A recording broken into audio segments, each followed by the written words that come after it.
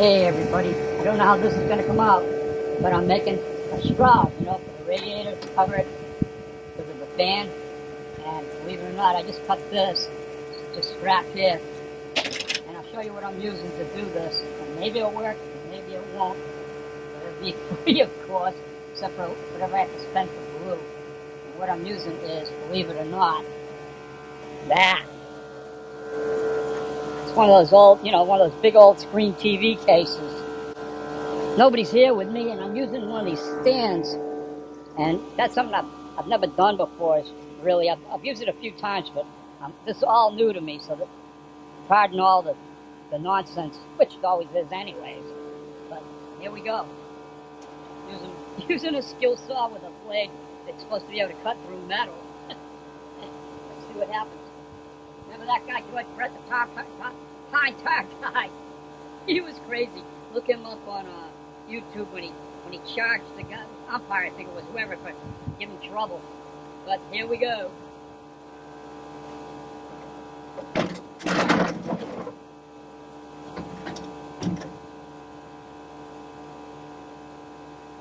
We got a thunderstorm brewing in the area.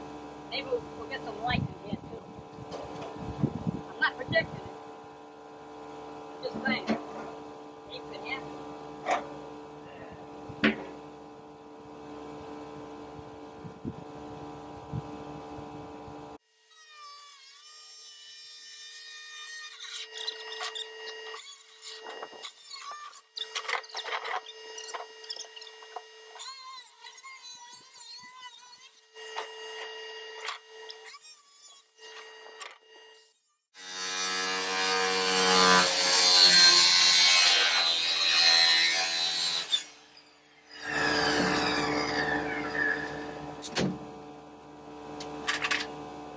I'm going to use this triangle and this lip. There's a lot of work to be done, but let's see if I can make some sense out of this for you. Alright. Well, this thing here will be attached to here. And I'll cut a slot for the cap. And then this will be bonded. I'm showing you kind of weird here, but if it's kind of bonded to this, that won't be here anymore. And that'll be kind of the shroud. I hope it works. I don't know, it might not, but we're going to try. And if it doesn't, I still got a lot of plastic left, and maybe it'll work, or maybe it'll just go to the dumpster. In making that fan shroud, I had to cut it out twice because just one piece it was actually too thin, and so I cut it out 2 times and made it kind of like looks like home plate in a way. This is the original one, and I was trying to keep to that shape. So like I said, I cut out those 2 pieces. You can see, and I put them together with the contact cement, and that stuff works great. After I got it together, I took the hole saw and I cut it through, but then it wasn't big enough. So then I took this and I went around it. I drew a circle, and then I went around and around and around and around and around and around till I got it pretty much out. And then I took this, you can see it's rough, but I'm happy with it. And I went around till I got it like so. And now I'll show you how she's going to fit in there. This radiator, it sits up quite a bit higher than the original. So I know this looks hokey, but it's going to work for what I'm doing. I got these screwed in, and then I put some liquid steel in here for extra support. And this piece goes on like so. Okay? That just gives you an idea of the original piece, like I said, because you got the opening, for the radiator in the middle on this, and not over on the side like, it is in the original radiator. Then when it all sits in there, and once I get it all finished and, set in, it'll be good. The only thing I still got to really play around with, it'll look a lot better, but I'll have it lined up. And then these little holes down here, I got to work with them a little bit because that's where your hood, the hood latch is involved here. And there's also a brace, but that's not going to be that tough. The hardest part's done and out of the way. Also, since that point in time, I got that all hooked up. And that's what's going on. Everybody, thanks for watching. Like, subscribe, and if you got any other ideas, let me know in the comment section. Hey everybody, welcome to another beautiful, wonderful, muggy, hot jungle day. I'm wearing long sleeves and a little hat. The mosquitoes are biting. If I didn't know any better, I'm thinking I'm working on this old 59 Pontiac in Cuba. Well, what I'm doing today is hopefully I'm going to flush the power steering unit. I got it topped off using transmission fluid. That's what it calls for. I don't know if it would matter really if I use the other, but... And what I've done is this. Okay, you got your high pressure side hose, and this is connected on with 3/4 on this end, and it's 11/16 on this one. And then the low pressure hose, which comes out of here, I've disconnected and I've plugged this off so the fluid doesn't leak out. And I've got that hooked up, and that's a 5/8. Holding that one on. For some reason they got a 5/8, 11/16, and 3/4. And then of course that's just a hose clamp deal for the low pressure side where it goes into the power steering unit. And I got this hose hooked up. This is the original hose. I got a new one that's gonna go on. This thing's pretty tore up. And I got it running down to what is a 3/16 inside dimension hose. And then, because that's all I had, a little length. And then I'm running the rest of the line all the way out to this can here, and that's using, this aqua line. And yeah, those are the wrenches I used. The power side is brand new. The pressure hose is a brand new one. I got off of eBay. And then this one here is new, but I had this one made at a Napa Auto Parts store. And, like it says, automatic transmission fluid. Got the wheels off the ground. And so if everything is correct, all I got to do is get in here. Well, not get in here, but come over here and, kick the steering wheel back and forth from one end, to one stop, back and forth to the other stop. And as this goes down, keep adding fluid. The reason I'm doing this is this system hasn't been used since, I'm guessing about 1972. I think this thing's clean, but I don't know about down here. They got this crazy system. It's like a worm gear thing, and it goes back and forth as you turn the steering wheel left or right, and it opens and closes valves to create the whole mess. You can look at pictures of it in old books, and probably they got videos online that explain it, and it gets the fluid running through these hoses, circulating around.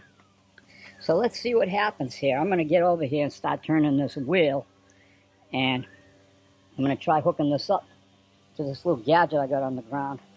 So you can see if the fluid stops coming through or not. And if it doesn't, then this was a failure. And if it does, then that's great. So far, so good. And I don't know if it's going. Yeah, she's going. The camera's going. All right, I'm going to get up here and start turning the wheel back and forth. I don't even know if you can see that, but let's go back down here. I'm going to count the turns. I'm turning it to the left. I'm going kind of slow because I haven't got anything really clamped down tight. All right, it's already gone all the way to the left. Now I'm turning it to the right. I'm going to keep doing this. Maybe nothing's going to happen.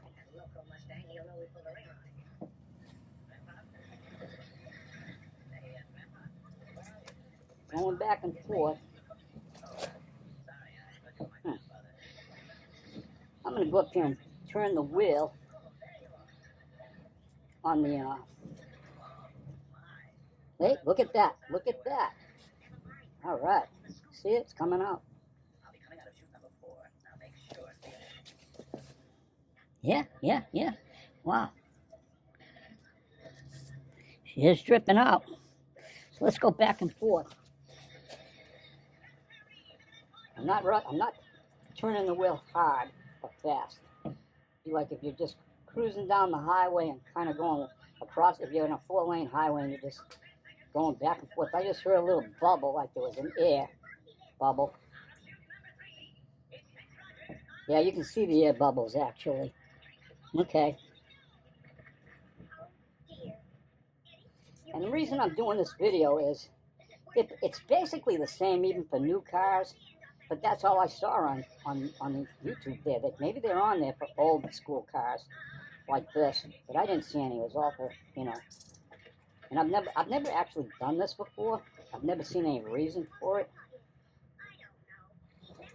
I've taken my power, you know, I have flushed power steering fluid out before, but I just used that, you know, turkey baster and pulled it out of the reservoir and then, you know, refilled it and did that a few times.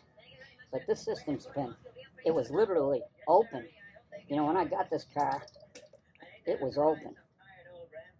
So God knows what's gotten into there over the years. And I'm just hoping maybe the next video or two I'll make one and we'll see if it actually works. This might be a waste of time in the power steering system when it's under real pressure with the, you know, the belt hooked up and the engine running. It might leak like hell. And I'm talking out of the power steering unit itself. I've had them leak before. The seals, you know, get old. It's kind of like a water pump. It is a pump. But I think you've heard me yak enough. I can hear that. I just heard that power steering up here going gurgle, gurgle. All right, yeah. It went down a little. You know, yeah, it did. It's gone down. I'm gonna keep. This quart. I'm gonna use the whole quart up.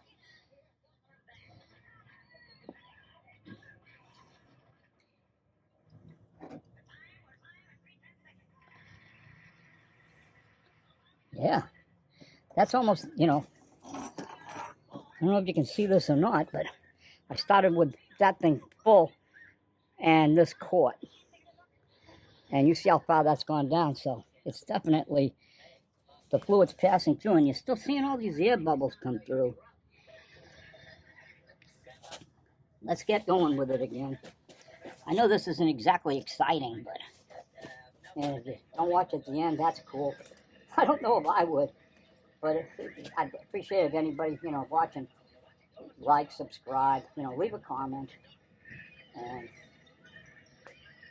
what do you think? All these new automatic power, you know, what's your opinion on the new power steering? Why do they have power steering fluid and not using transmission fluid anymore? And is there a difference?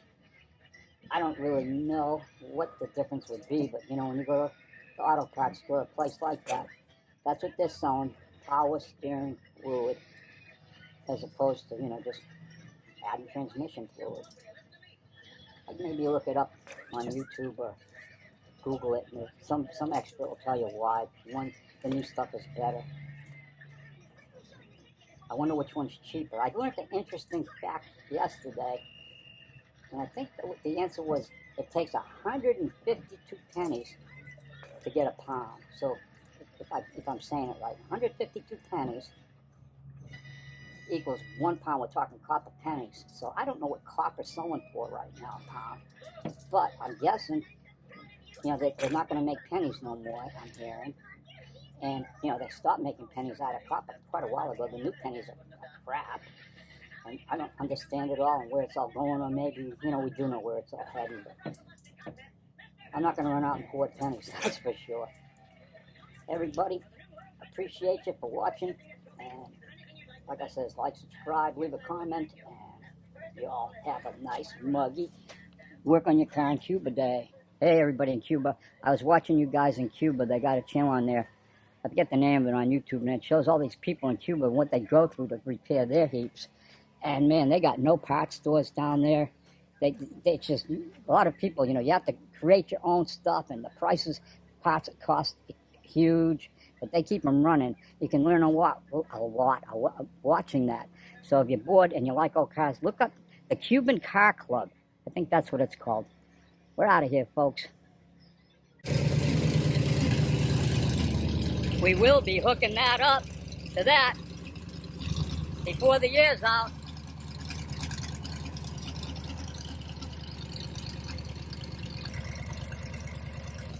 She is charging and got the oil pressure.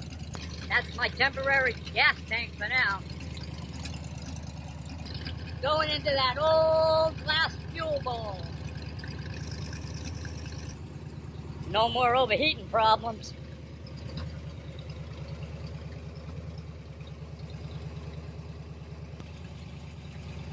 Man, that thing's turned slow, huh? Hey everybody, please like, subscribe, and share this video. The half of 59 Pontiac is running, and it's only got one more step. That power steering, it leaks.